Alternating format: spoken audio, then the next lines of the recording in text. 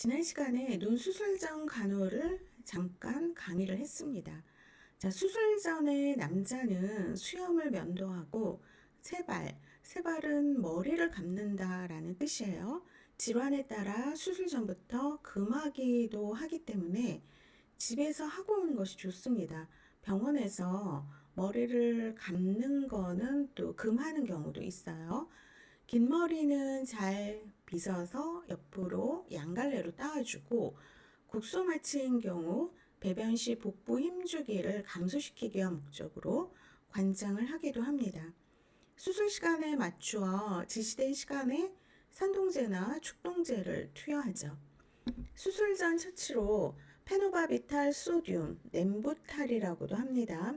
클로랄 하이드로이트, 또 메페리딘, 염산염, 네메롤 등을 투여하지만 가끔 경구용으로 디아제팜을 사용하기도 합니다. 디아제팜이 이제 마륨이라고도 하죠.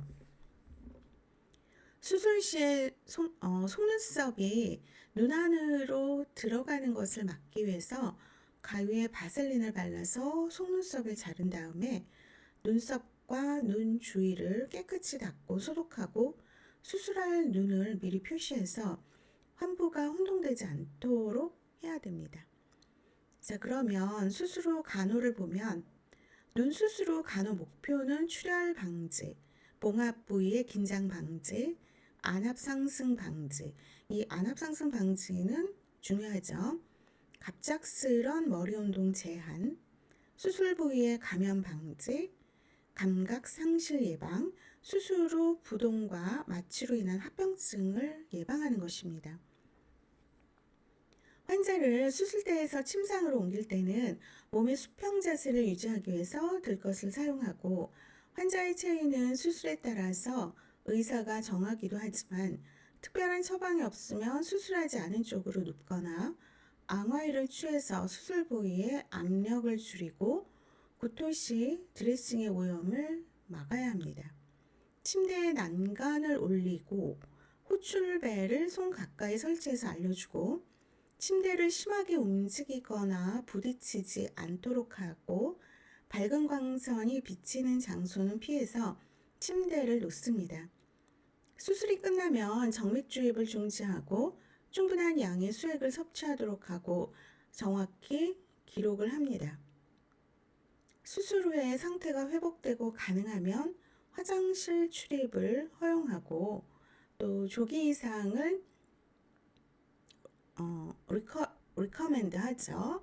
조기 이상을 encourage 하면서 이 early ablation 자체가 요정체, 복부팽만, 변기 사용으로 오는 심리적 불안을 완화시킵니다. 그리고 침상 안정 중에는 순환을 촉진시키고 수술 후 폐합병증을 방지하기 위해서 심호흡 등 호흡 운동, 잦은 체위 변경, 피부 간호가 필요합니다. 이때 간호사는 환자의 머리를 어느 정도 올릴 것인가, 또 어느 쪽으로 환자를 체위 변경시킬 것인가, 면도해도 좋은가, 양치질은 가능한가, 수술 직후에는 그냥 입안을 헹구는 정도, 함수 정도가 좋죠. 이런 것을 알아두어야 하고, 그 외에도 독서나 흡연을 시작하기 전에 의사 처방을 확인하고, 머리 감는 거는 퇴원 시나 퇴원 후 처음 방문 시까지 연기를 해야 됩니다. 환자에게 기침이 나오지 않도록 자주 심호흡을 하고, 재채기나 기침이 나올 경우에는 입을 벌려 압력을 감소시키도록 알려줘야겠죠. 기침을 유발할 수 있는 물질, 마사지 분이나 유사한 제품의 사용을 금하고, 상기도 감염이 발생하면 즉시 의사에게 보고해야 합니다. 만약에 진압력이 없거나 정신적으로 약한 환자는 손목 억제대를 사용해서 수술한 쪽의 눈을 보호를 해야겠죠. 억제대를 사용했음에도 계속 손이 눈으로 올라가는 경우는 눈이 불편하거나 통증이 있음을 의미합니다. 눈 수술 후에 기침, 불안정, 상기도 감염, 출혈, 진통제로 경감되지 않은 통증, 진압력 상실, 금한 활동이나 체외를 취할 경우에는 즉시 의사에게 보고해서 치료를 받게 해야 합니다. 수술한 쪽 눈의 심한 통증이나 압박감은 출혈이나 감염을 의미하죠. 음식을 섭취할 때는 질식이나 흡인을 방지하기 위해서 환자를 도와주어야 합니다. 만약에 양눈에 붕대를 한 경우에는 식탁에 있는 음식의 위치나 음식의 색깔, 모양, 요리 방법 등을 상세히 설명해 줌으로써 식욕을 증진시키고, 오심이나 구토가 있는 경우 환자의 머리에는 올리지 말고 수술하지 않은 쪽으로 돌리고, 심하면 진토제를 투여하고 얼음 조각, 크래커 등을 먹게 해야 합니다. 수술 후에 페인 컨트롤을 하기 위해서 프로폭시펜, 아스피린, 데메로를 투여를 해야 하겠죠. 자, 앞현재는 구토를 유발하기 때문에 금지를 해야 합니다. 양눈을 가린 노인들에게 정서적 불안, 혼미, 지각장애, 정서변화, 사고변화 등 경미한 정신적인 증세가 오고 심해지면 기억력 상실, 혼란, 진압력 상실, 생생한 환청, 환각 등이 나타나고 특히 아침보다 저녁에 심합니다. 그래서 이런 환자들 같은 경우에는 눈에 드레싱을 떼려고 하거나 침대에서 자꾸 일어나려고 합니다. 식사하는 동안 수술하지 않은 쪽의 안대를 잠시 제거하면 환자가 안정되고 진압력을 회복하죠. 감각상실의 예방도 중요합니다. 진압력이 있는 환자와 같은 방에 있게 해주는 것이 중요하고, 특히 노인은 자세히 관찰을 해주고, 자주 말을 걸고 대화 중에 환자의 팔이나 손을 잡아서 자극을 줘야 되죠. 자주 방문해서 소외감을 줄이고 전환요법을 제공하는 것도 적절합니다. 안과 수술 후 퇴원하는 환자에게 안압 상승을 유발할 만한 활동과 가정에서의 눈처치 방법을 알려줍니다. 눈이 회복될 때까지 잠을 잘 때에는 금속이나 플라스틱 눈 보호대로 눈을 보호하게 하죠. 산동제를 투여받거나 포토포비아, 광선 눈 통증을 호소하는 환자는 강한 햇빛을 피하고 선글라스를 사용하도록 합니다. 양눈을 가리고 퇴원하는 환자는 부축해주고 더러운 수건으로 눈을 비비거나 닦지 않도록 해야겠죠. 그리고 눈에 이상이 나타나면 즉시 의사를 방문하도록 합니다. 자, 굴절 이상 및 교정 수술을 보면 정상적인 굴절 상태가 정시라고 하죠. 6m 또는 그 이상이 떨어진 물체에서 평행광선이 망막에 초점을 맺는 것입니다. 비정시는 원시, 근시, 난시를 통틀어서 말하고 망막에서 물체 이상이 선명하지 못한 상태를 말하죠. 원시는 안구의 전후 직경이 짧거나 각막 또는 수정체의 굴절력 감퇴로 일어납니다. 그러면 볼록 렌즈로 교정을 하죠. 각막과 수정체에서 빛의 굴절력을 증가시켜서 망막에 상을 믿게 합니다. 원시는 유전적 요소가 강해요. 주요 증상은 먼 거리에 있는 근시는 유전적 요소가 강하고 주요 증상은 먼 거리에 있는 물체를 뚜렷이 보지 못하기 때문에 환자는 미간을 찡그려서 먼 곳의 물체를 잘 보려고 합니다. 난시 같은 경우에는 여러 굴절 매체의 굴절력의 차이로 인해서 물체가 왜곡되어서 보이는 것입니다. 노안 같은 경우에는 원인이 수정체의 탄력성이 소실이 되어서 조절력이 감퇴되는 노화 현상을 말하죠. 그래서 시력 교정 같은 경우에는 안경이나 컨택트 렌즈를 처방해서 굴절 이상을 교정을 합니다. 안경은 태가 단단하고 안경알이 잘 빠지지 않는 유리나 플라스틱으로 만든 렌즈가 좋습니다. 그리고 콘택트 렌즈의 사용을 금하는 상황은 위생상태 불결, 지능이 낮은 사람, 감염, 알레르기, 노안, 심한 안구 돌출증, 비정상적으로 눈물이 많이 분비되는 사람, 국소종양, 익상편, 렌즈 밑으로 눈물 순환 장애가 있는 경우는 컨택트 렌즈의 그 사용을 금해야 됩니다.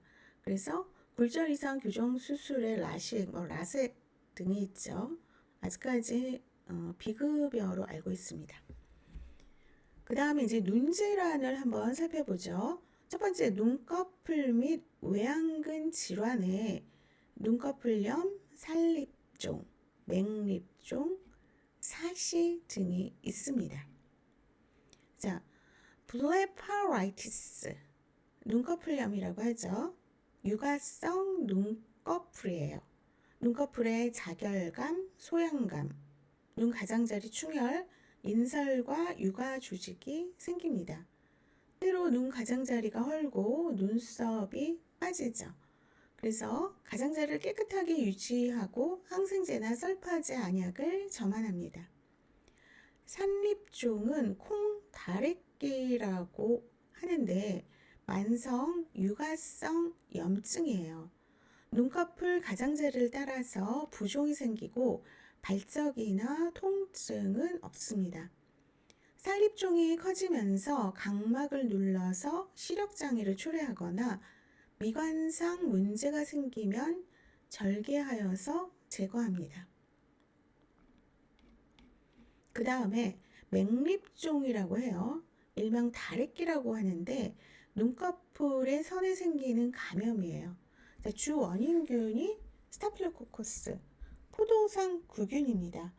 국소자극, 통증, 출혈, 종창으로 시작이 되어서 점차로 눈꺼풀에 단단한 덩어리가 생기고 감염된 지 3에서 4일이 되면 이제 퍼스가 생기죠. 환웅이 되죠. 치료는 더운 물 찜질을 해서 환웅이 되면 IND, 절개하고 배농을 해야 됩니다. 더물 찜질로 환부가 터지면 자연 배농이 될 수가 있습니다. 사시, 스트라비스무스, 외안 근육의 불균형으로 발생하는 눈의 정렬 오류를 말합니다. 그래서 내사시 혹은 외사시, 상사시, 하사시의 종류가 있습니다. 사시는 보통 아동기에 일어나서 평생 장애가 될 수가 있죠. 성인 사시는 눈 손상 후에 발생하기도 하는데 뇌암, 두부해상, 뇌졸중, 갑상선 질환, 눈병변과 관련되어 있습니다. 병태 생리를 보면 외안 근육이 조정을 잘하지 못하면 눈의 편의나 사시를 일으키죠. 아동에서 한 눈의 시력이 좋지 않으면 복시가 나타나기보다는 다른 눈의 시력을 억제하게 되어서 양 눈의 시력이 모두 손상을 받을 수가 있습니다. 눈은 편위되어서 내비에이트 되어서 양안시와 거리인지의 장애를 받게 됩니다. 2세 이하의 어린이에게서 갑자기 사시가 발생하면 안종양을 배제하기 위해서 검사를 받아야겠죠. 이럴 경우에는 이제 그 양쪽 각막에서 같지 않다라는 것을 보고 각막 빛반사가 각막에서 같지 않게 나타나면 진단을 내려요. 그 후에 이제 차폐 검사를 하고 편의가 명백한지를 볼 수가 있죠. 초기 치료 선택은 양쪽 약한, 그러니까 양쪽 눈에서 약한 쪽 눈을 강화하기 위해서 좋은 쪽 눈을 가리는 것입니다. 수술적 교정이 표준화된 치료이고 수술 후 가족은 세심한 감시와 가정간호를 위해서 환자나 가족을 준비시키는 데 초점을 두어야 합니다. 수술 후에 눈에는 안대를 거의 붙이지 않고 장에 혈액성 눈물이 흘러나오면 면봉이나 깨끗한 거즈로 조심스럽게 닦아냅니다. 결막 출혈이 나타나고 자극이 있으면 안위를 위해서 진통제를 투여를 해야겠죠. 약물 치료는 수술을 대체하거나 결합하여서 사용하는 것, 우리 흔히 말하는 이제 보톡스를 투여를 하는 경우도 있습니다. 그 다음에 결막, 각막, 포도막 감염 질환입니다. 결막염, 컨적티바이티스죠. 가장 흔한 눈의 염증 질환이에요. 세균, 바이러스, 진균의 감염으로 일어나면서 전염력이 강합니다. 감염 경로를 보면 주로 눈과 손의 직접 접촉, 휴지, 손 타월 등에 의하고 알러젠, 화학적 자극제, 자외선과 같은 방사선 노출도 원인이 될 수가 있습니다. 급성 결막염을 보면 세균, 바이러스, 진균이 원인인데 세균성 결막염은 충혈환이라고 부르고 감염성이 매우 높아요. 원인균이 스타필로코커스나 헤모필러스 인플루엔자입니다. 성인 같은 경우에는 이제 아데노바이러스 감염이 흔하고 눈을 포함한 전신성 질환에서 헐피스 심플렉스와 같은 바이러스 감염이 원인입니다. 고노코코스는 임균이죠. 회음부 접촉 시 일어나는 감염이에요. 임질성 결막염으로 각막 천공까지 일어날 수가 있는 의학적 응급 상황입니다. 증상은 손상받은 눈의 발적, 가려움증, 또 스크래치, 긁히는 것 같은 화끈거림, 모래가 들어있는 것 같은 이물감이 특징적인 증상으로 나타납니다. 광선 눈통증이 있거나 감염 과정에서 눈물 흘림과 분비물을 동반할 수가 있습니다. 트라코마, 만성 결막염이죠. 클라미디아 트라코마티스에 발생하면서 전 세계적으로 시력 상실을 유발할 수 있는 병이에요. 그래서 북아프리카, 중동, 아시아 일부 지역에서 엔데믹, 풍토병으로 발생하기도 합니다. 전염성이 높아요. 감염된 사람과 가까이 접촉하거나 주로 타월, 손수건, 날파리 등과 같은 접촉 매개체에 의해서 전파가 되죠. 일부 결막염은 신생아에서 어머니의 오염된 질 분비물을 접촉해서 발생합니다. 트라코마의 초기 증상은 눈의 발적, 안검 부종, 눈물 흘림, 광선 눈통증이 나타납니다. 그리고 안검 결막층의 흉터는 안검 내반을 일으켜서 각막 찰과상으로 궤양과 반은을 만들죠. 흉터는 각막을 혼탁시켜서 결과적으로 시력 상실이 일어납니다. 결막염은 정확한 진단과 신속한 치료가 초점입니다. 급성 포도막이나 급성 개방각 녹내장과 같이 잠재적으로 시력에 손상을 주는 상황이 되고 충혈환을 일으키기 때문에 정확한 진단은 매우 중요합니다.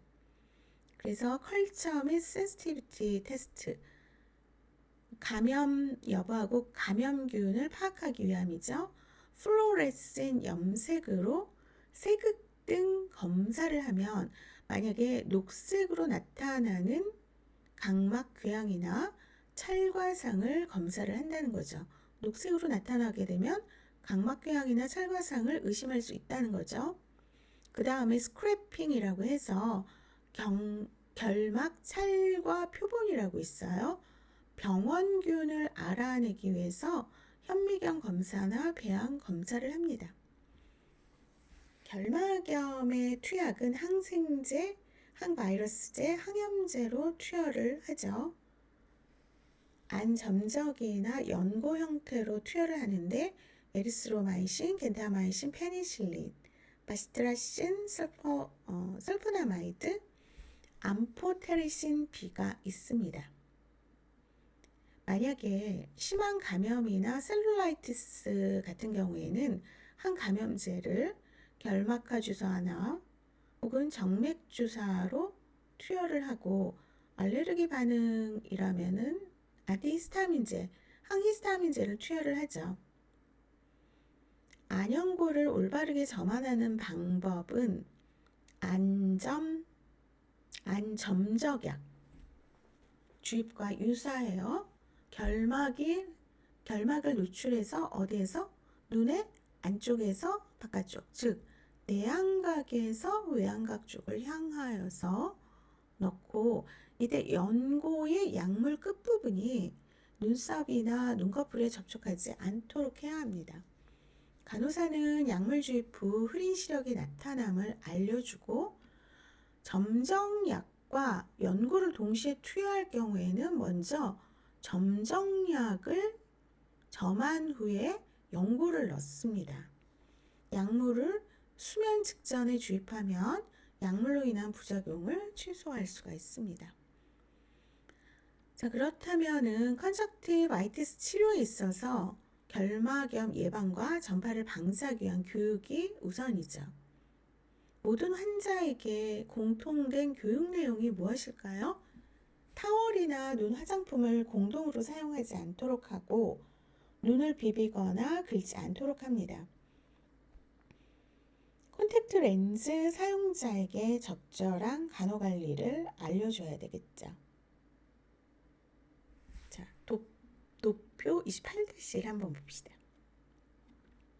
콘택트 렌즈는 만지기 전에 손을 완벽하게 깨끗이 씻고 콘택트 렌즈 케이스를 청결하게 유지해야 됩니다.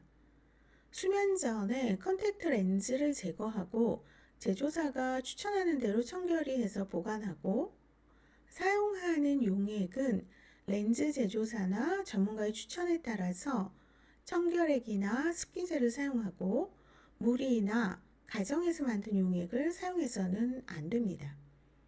눈의 발적, 시력 상실 또는 통증이 일어나면 컨택 렌즈를 제거하고 가능하면 빨리 병원을 방문을 해야 되고, 다른 사람과 공유해서는 절대 안 되죠.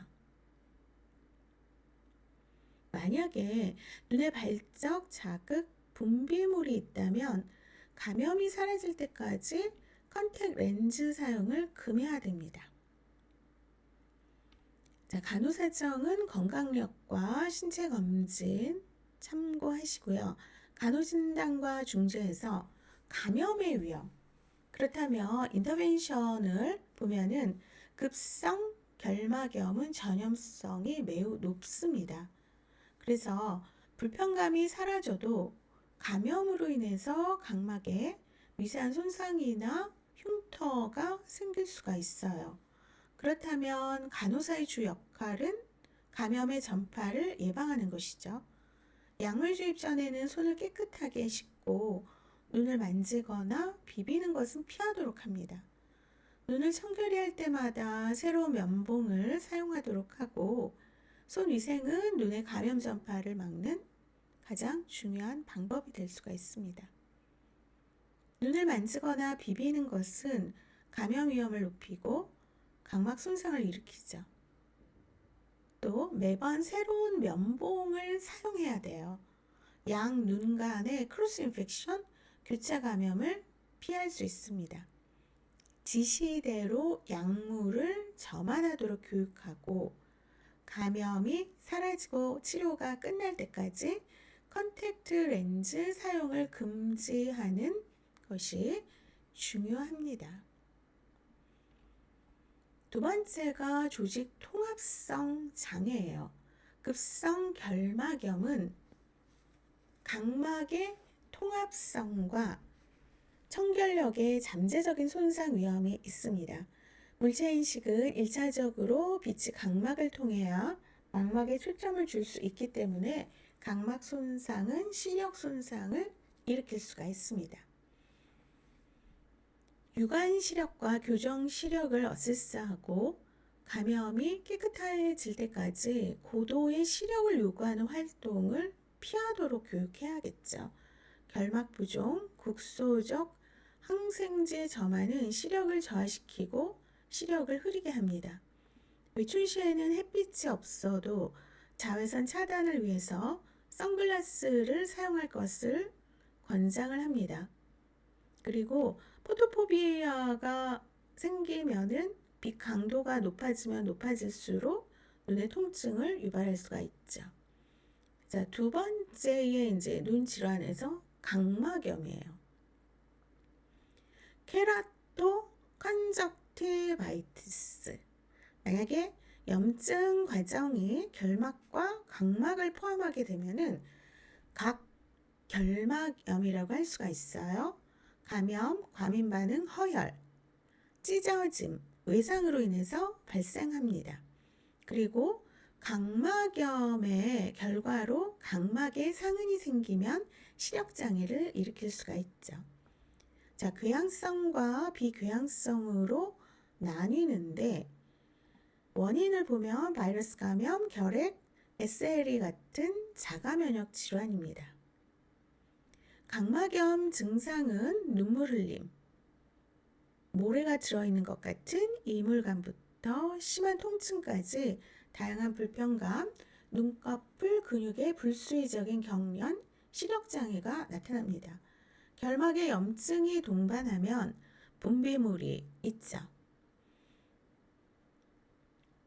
궤양성 같은 경우에는 각막의 상피층하고 간질이 영향을 받아서 조직 파괴와 궤양이 발생할 수가 있습니다. 또한 스타필로코커스 뉴모니아, 또 클라미디아, 트리코모나스에 의한 세균성 결막염이 궤양성 결막염을 유발할 수가 있습니다. 세 번째 질환이 각막 궤양과 각막 파열이에요. 얼서가 생긴다는 거죠. 외상, 알레르기, 컨택 렌즈의 부적절한 사용, 전신의 저항력 약화, 박테리아, 바이러스 또는 진균 감염으로 발생합니다. 원인을 보면 외상이나 컨택 렌즈의 과다 사용이 원인인데 궤양성 각막염의 주 원인은 헐피스 심플렉스와 헐피스 조스터를 포함한 헐피스 바이러스이고 세균성 결막염, 트라코마, 임질, 다른 급성 감염과 합병되어 있는 경우도 많습니다. 만약에 질병이나 약물 치료로 면역력이 저하된 환자에게서 감염으로 인한 발생 위험성이 높죠. 각막궤양은 각막 표면에서부터 심부와 하부 조직의 침투로 각막 천공 위험이 있습니다. 치유 동안에 섬유성 조직이 형성이 되어서 각막에 흉터나 혼탁을 일으킬 수가 있고 천공은 눈의 심부 조직의 감염까지 초래해서 안구 내용물이 나올 수도 있어요. 부분 또는 완전 실명이 옵니다. 자, 그렇다면 관리를 할 때 플루오레신 형광 염료로 각막을 염색해서 평가를 하는데 산동을 위해서는 1% 아트로피 또는 0.35% 스코폴라민을 점안합니다. 홍채와 섬모체의 긴장을 완화시키고 궤양의 치유를 촉진하고 통증을 줄여주죠.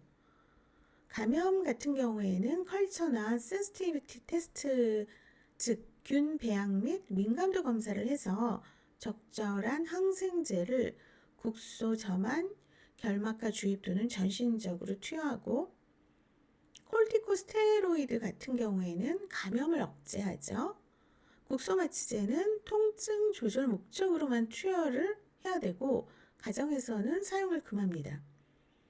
만약에 전염성 화농성 각막염일 때 눈 드레싱을 만약에 하게 되면 박테리아의 성장을 돕고 분비물 배출에 장애가 되기 때문에 금하죠.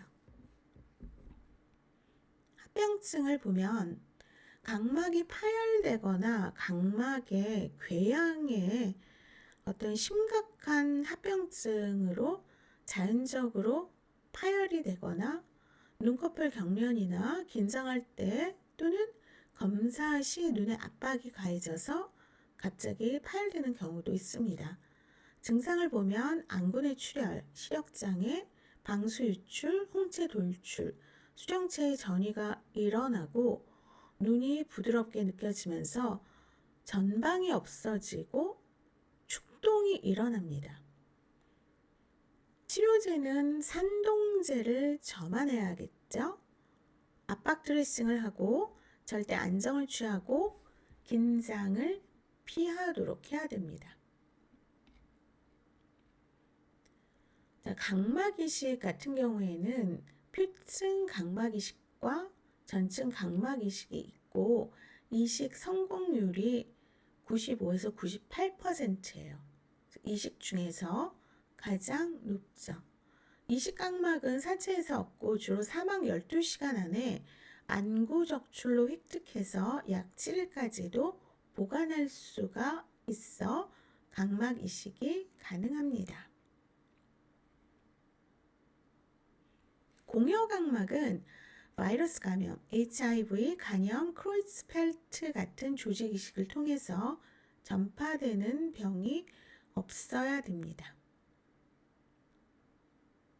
각막 이식은 각막에서 망막까지 빛을 지각할 수 있도록 혼탁된 각막을 제거하고 깨끗한 새로운 각막으로 대체하는 수술을 말합니다. 각막은 비혈관성이기 때문에 치료가 느려요. 시력 부위가 시력의 그 변화는 수술 직후에는 인식하지 못해요. 시력 향상은 이식 부위가 평편해져야 하기 때문에 점진적으로 일어나죠. 수술 후 눈은 항상 보호해야 합니다. 밤에는 눈 보호대, 낮에는 안경을 착용해야 되겠죠. 초기에는 봉합 부위에 압력을 주는 안압을 상승시키는 활동은 금해야 합니다. 예를 들어서 배변 시 복부 힘주기, 무거운 물건 들기 이런 거는 피해야겠죠. 자, 각막 질환을 가진 환자의 간호에 있어서 간호사의 주 역할은 직접 간호와 예방 및 교육이에요. 교육 내용은 모든 환자에게 타월이나 눈 화장품을 다른 사람과 함께 사용하지 않도록 하고 눈을 비비거나 긁지 않도록 하는 적절한 눈 간호 제공과 눈의 외상과 감염을 예방하도록 하는 것입니다. 일반적으로 컨택트 렌즈 같은 경우에는 빼야 되죠. 저녁에는 각막염이나 각막 에브레이즌, 찰과상이 있으면 각막이 완전히 치유될 때까지 컨택트 렌즈를 스탑해야 됩니다. 자, 간호진단과 중재에서 첫 번째가 이제 각막 손상의 위험이에요. 각막 장애는 각막의 통합성이나 각막 투명도의 파괴예요.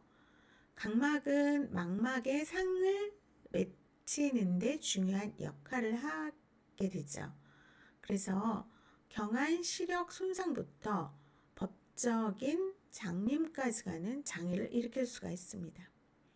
유관 시력과 교정 시력을 사정하고 컨택트 렌즈 삽입 전후나 안약 점적 전후에 손 위생을 철저히 하도록 지시를 하고 눈을 비비거나 접촉하지 않도록 교육을 해야 됩니다. 눈을 청결히 할 때는 깨끗한 새 면봉을 사용하도록 지시하고 손 위생은 눈의 감염을 예방하는 아주 중요한 방법이고 눈을 비비거나 접촉하는 것은 감염과 각막 손상의 위험을 증가시킵니다. 그리고 양눈의 어떤 그 면봉을 사용할 때 교차 감염을 예방하기 위해서 각각의 눈에 각각의 새로운 면봉을 사용을 해야 합니다. 만약에 하드렌즈 같은 경우에는 매일 제거해야 되고, 소프트렌즈와 연속 착용 렌즈는 착용 중에도 각막에 산소를 공급하지만 부적절한 청결은 감염 위험이 있습니다. 위험성이 높은 활동에 참여할 때는 눈 보호 장비 착용의 중요성을 교육을 하고, 각막 천공이 의심이 되면 앙화의로 눕히고 눈을 감겨서 건조 멸균 드레싱을 하고 즉시 의사에게 알려야 되죠. 각막 천공은 각막 교양이 있는 경우에는 예고 없이 발생할 수가 있고 눈 내용물의 탈출 위험이 있습니다. 그 다음에 포도막염. 포도막이라고 하는 것은 세 가지로 구성되어 있죠. 홍채, 손모채, 맥락막. 눈의 혈관층으로 망막에 혈액을 공급합니다. 포도막염은 혈관층의 일부 또는 전체에 염증이 일어나는 것이에요. 그래서 원인이 정확하게 밝혀지진 않았지만 자가면역 질환, 감염, 기생충병, 외상에 의해서 발생하기도 합니다. 많은 사람들이 전신질환인 강직성 관절염, 라이터 증후군, 류마티스 관절염, 사코이드증과 같은 자가면역 질환과 연관되기도 하고 결핵과 매독과도 관련이 있습니다. 증상을 보면 축동, 발적, 통증, 흐릿한 시력, 광선에 의한 눈통증을 호소합니다. 치료는 산동제로 해야죠. 1% 아트로핀 설페이트나 0.35% 스코폴라민을 투여를 합니다. 산동제는 동공을 확대시켜서 수정체와 홍채와의 유착을 막고 통증, 광선 눈 통증을 경감시키면서 종상을 줄여서 홍채와 선모체의 긴장을 완화시킵니다. 선글라스를 착용하고 밝은 빛을 피하도록 하는데 집안의 조명이 너무 어두우면 동공이 확장이 되어서 위험할 수 있습니다. 스테로이드를 소염 목적으로 국소 혹은 전신적으로 투여를 하고 진통제로 아스피린, 아스트 아미노펜이나 프로폭시펜을 투여를 해야겠죠. 합병증은 녹내장, 백내장, 망막박리이면서 심한 시력 상실을 초래할 수도 있습니다.